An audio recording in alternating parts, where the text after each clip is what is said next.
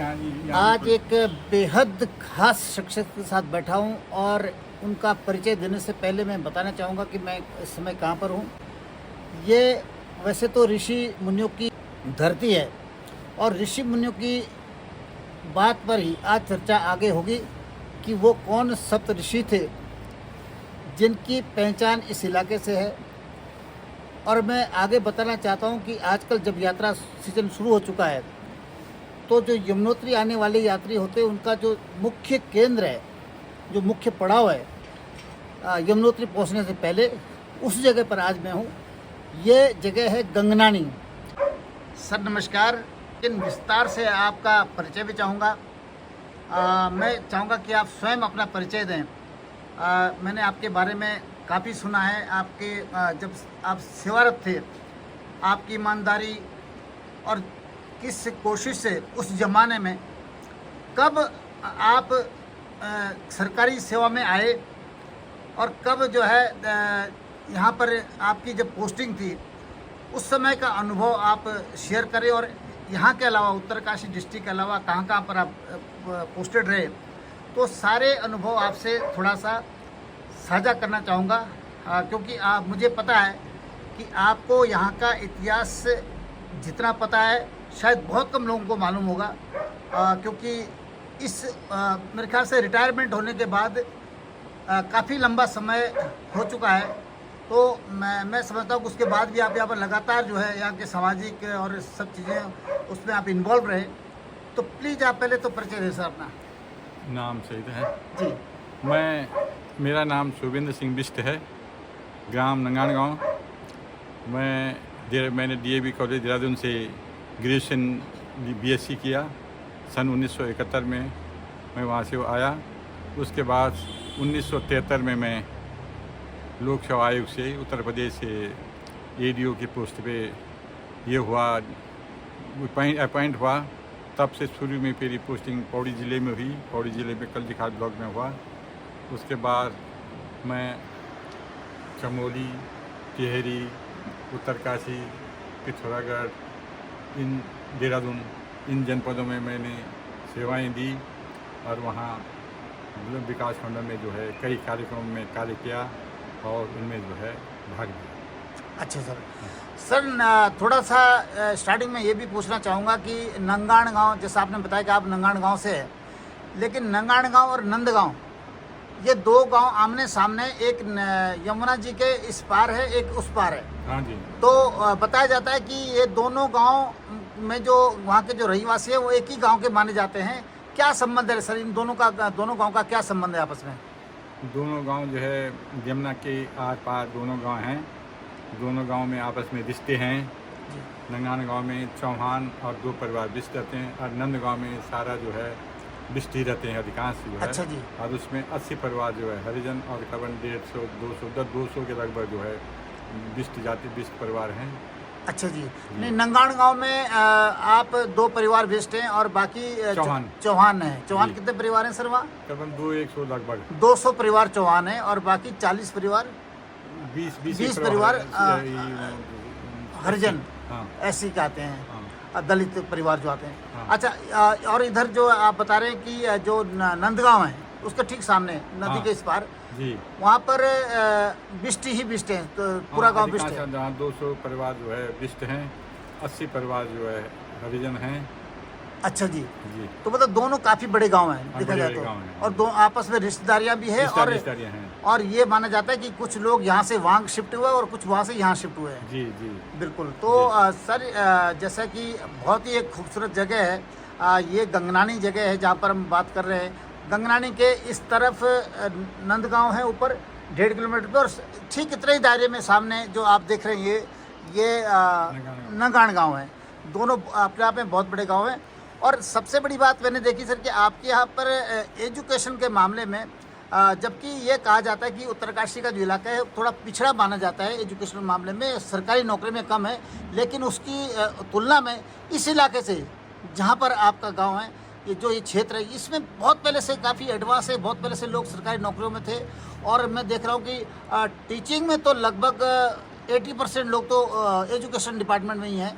और अन्य उसमें भी काफ़ी हैं, तो उसके बारे में थोड़ा विस्तार से बताएं सर, कैसे एजुकेशन इतनी मतलब इतनी एडवांस कैसे लोग हुए यहाँ पर एजुकेशन में? यहाँ से जो ग्रेजुएशन की मतलब इंटरमीडिएट था यहाँ उस समय, और जो देहरादून बीएससी या बीए या जो मतलब ग्रेजुएशन डिग्री करना चाहते थे वो देहरादून पढ़ते थे यहाँ से। अच्छा बड़कोट से सीधे जो है देहरादून बस जाती थी जी। और वहाँ जो है पढ़ाई करते थे। अच्छा जी। लोग यहाँ से वहाँ जो है बच्चे ट्यूशन करते थे और कंपटीशन की तैयारी करते थे, फिर उसके बाद जो है सर्विस में लगे मतलब भी उन सर्विस में। एजुकेशन पे सबसे पहले से फोकस रहा है इस इलाके का, जी जी जी पहले से रहा है। जी। जबकि मैंने देखा, अच्छा यहाँ पर फौज में भी हैं, लेकिन उसकी अपेक्षा में ज़्यादा एजुकेशन डिपार्टमेंट में लोग मैंने देखा जी है। जी हाँ, फौज में भी है ज़्यादा, एजुकेशन में ज़्यादा है। एजुकेशन में ज़्यादा है। जी जी तो भाई सौभाग्य भी है कि आप इतनी सुंदर जगह हैं, और अक्सर ये होता है सर, जहाँ रोजगार का जहाँ ज़्यादा साधन होता है वहाँ पर लोग नौकरियों में कम है, मैंने और इलाकों में ऐसा देखा है। लेकिन यहाँ उसका उल्टा है, यहाँ पर आपस से यहाँ के लोगों के पास में रोजगार की कमी इसलिए नहीं है कि यहाँ पर यमुनोत्री जैसा धाम है, यहाँ लोग दूर दूर से रोजगार के लिए आते हैं। उसके बावजूद भी लोगों ने उस काम के अलावा ज़्यादा फोकस पढ़ाई पर किया है। जी। तो इसका क्या कारण है खास करके है सर? पढ़ाई पे हर कोई आदमी चाहता है कि मैं अच्छे से जाऊँ, बाहर जाऊँ, अपने बच्चों को पढ़ाई लिखाई अच्छे ढंग से करूँ। इस वजह से जो है लोग बाहर जाते थे। हालांकि यहाँ भी इंटरमीडिएट कॉलेज जो हैं, इंटरमीडिएट 2 कॉलेज हैं, हाई स्कूल हैं, सब शिक्षा की कोई कमी नहीं है। वर्तमान समय में जो है यहाँ डिग्री कॉलेज है जी। देखाड़ में के नीचे जो है, अच्छा। वहाँ पे डिग्री कॉलेज है जी। वहाँ से पढ़ाई होती डिग्री तक। पहले नहीं था, पर अब जो है डिग्री कॉलेज है इस क्षेत्र में। अच्छा, सबसे खूबसूरत बात जो सर मुझे लगती है आपके इलाके की, वो ये लगती है कि मतलब ठीक है, एजुकेशन में फोकस रहा, पढ़ाई पर ध्यान दिया, लोग नौकरी पर बाहर निकले, लेकिन अपनी ज़मीन अपना घर किसी ने नहीं छोड़ा, अपना इलाका किसी ने नहीं छोड़ा। और जो यहाँ पर अभी देखिए, जितने भी मैं देख रहा हूँ होटल्स जितने मैक्सिमम है, वो यहाँ के लोगों के अपने हैं, यानी बाहरी लोग बहुत कम हैं। भले ही आप रेंट पे किसी को देते होंगे, लेकिन उस पर आपका जो मालिकाना हक है वो नहीं छोड़ा किसी ने, चाहे वो सरकारी नौकरी पर है। उसने होटल बनाया और उसको होटल को भले ही रेंट पे दिया, लेकिन अपने उसमें अपने पास रखा हुआ है, उसका अधिकार अपने पास है। ये सबसे अच्छा मैसेज इस इलाके से जाता है। हाँ, क्योंकि यमुना नदी के किनारे ये दोनों गांव जो है बसे हुए हैं, और 6 महीने जो है मतलब 4 धाम यात्रा जो है यमुनोत्री होती है।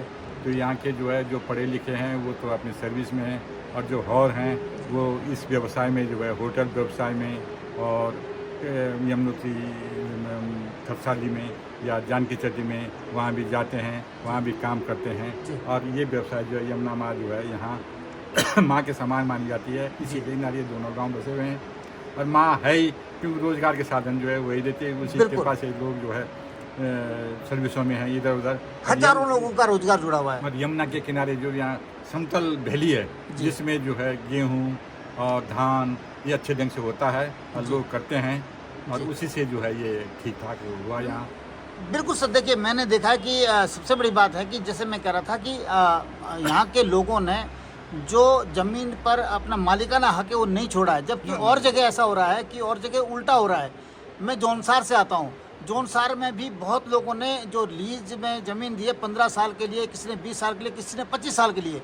और सिर्फ जौनसार ही नहीं है, सामने जौनपुर है, वहाँ पर मैं देख रहा हूँ आजकल जो सोलर प्लांट लग रहे हैं बड़े बड़े, जिसमें करोड़ों रुपए की लागत आती है, 2 करोड़ 4 करोड़ 5 करोड़ जितना बड़ा लगाना चाहें, तो लोगों का पैसा नहीं है, तो लोगों ने वो ज़मीन लीज पर दे दी है बहुत लंबे समय के लिए। जबकि होना ये चाहिए था कि आप बड़ा प्लांट ना लगा करके छोटा लगाएं, बेशक धीरे धीरे उसको बड़ा करें, लेकिन ज़मीन अपने हाथ में रखें, मालिकाना हक ना छोड़ें। क्योंकि 15 साल या 25 साल का एग्रीमेंट अगर आपने कर दिया, वो ज़मीन कल के दिन आपके हाथ से निकल सकती है।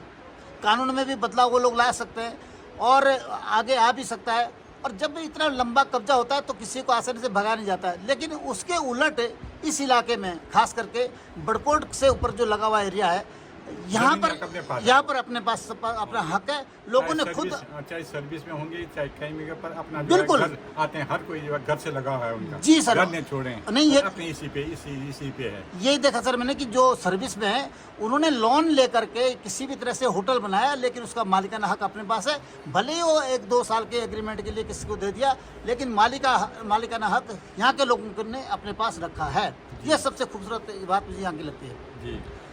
तो बहुत अच्छा लगा सर आपसे बात करके। और मैं एक चाहूँगा कि दूसरा विषय है कि यहाँ पर जो एक ऐतिहासिक क्यों माना जाता है इलाका, और इसकी जो पौराणिक कथाएं, जो कि सप्तऋषि जमदग्नि महाराज जो थे, जो कि परशुराम जी के पिताजी थे, तो उनकी कहानी के बारे में थोड़ा चाहूँगा कि आप थोड़ा सा प्रकाश डालें। जो है यहाँ पे 3 नदियों का संगम है, त्रिवेणी टाइप का है। एक तो यमुना जी तो है ही, उसके बाद एक केदार गंगा है। केदार जी जो है पहले इसी साइड में रहते थे। जब कौरव पांडवों का युद्ध हुआ तो पांडवों ने जो है कौरवों को मार दिया, तो पांडवों को श्राप मिला कि आप जो है ये गलत काम किया है। आप तब पांडवों ने कहा कि हम क्या करें इसके लिए, तो ये हुआ कि आप जो है केदारनाथ या शिव जी के जो है दर्शन करें और उनसे आपको जो है श्राप से मुक्ति होगी। तो ये जो है वहाँ केदार कांठा बोलते हैं, वहाँ जहाँ केदार पहले पुराना केदार जी थे, वहाँ गए तो शिव जी से, तो शिव जी ने दर्शन देना नहीं चाहते थे, केदार जी दर्शन नहीं देना चाहते, और वहाँ से जो है सीधे वो केदारनाथ जो वर्तमान केदारनाथ है वहाँ गए। तो वहाँ सांड के भेष में जो है ये केदार जी हुए।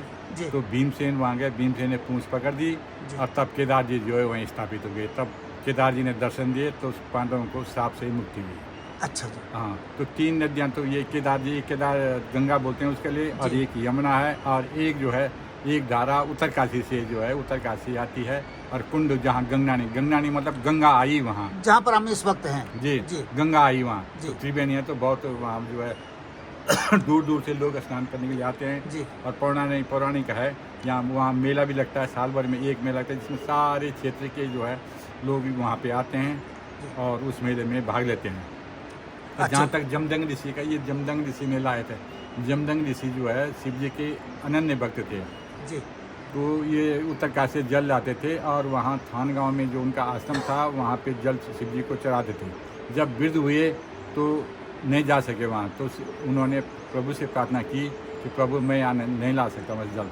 तो रात को सपने में जो है शिव जी आए उनके, तो शिव जी ने कहा कि वो जल की धारा जो है वहाँ जहाँ दिखाई देगी सुबह गंगनानी में, वहाँ एक पत्थर की शिला होगी और वो दिखाई देगा, और उसके बाद वहाँ जो है जल की धारा निकली। तो जल की धारा निकली, वहाँ पे जो है वर्तमान में कुंड बना, वर्तमान में उसी समय से कुंड बना हुआ है, लोग वहाँ नहाने आते हैं। यहाँ पर जो बना है हाँ, जी, उस कुंड का नाम क्या कहते हैं सर? गंगनानी कुंड है। हाँ, वहाँ काफी लोग आते हैं, प्रसिद्ध है। अच्छा सर, दूसरी एक चीज मैंने देखी है कि इधर से यमुना जी आ रही है ऊपर से, जो सामने से दिखा भी रहे, लेकिन एक इधर जो है इस तरफ से एक और नदी आ रही है ऊपर से, ये केदार गंगा है, और इनका संगम यहाँ पर गंगनानी में होता है। हाँ, तो केदार धारा निकलती है वो भी वहीं पे मिलती है। अच्छा, उत्तरकाशी की जो से आती है गंगनानी की धारा जिसको बोलते हैं, वो कुंड में आती है। यानी 3 नदियों का संगम होता है, 3 नदियों का ये संगम है, और तब यहाँ का नाम गंगनानी पड़ा है।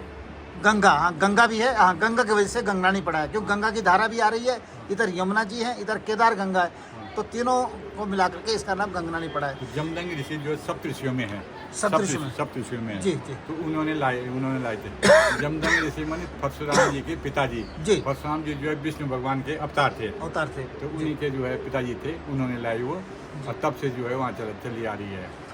बहुत बहुत धन्यवाद सर, आपने बहुत अच्छी जानकारी दी, और क्योंकि यही जानकारी जब इतिहास में रहती है, हो सकता है कि आगे जो नई पीढ़ियाँ आने वाली है उनको इतना पता नहीं है जितना बारीक चीज़ें आपको पता होती है, और आपने तो बहुत लंबा सफ़र तय किया है जीवन का।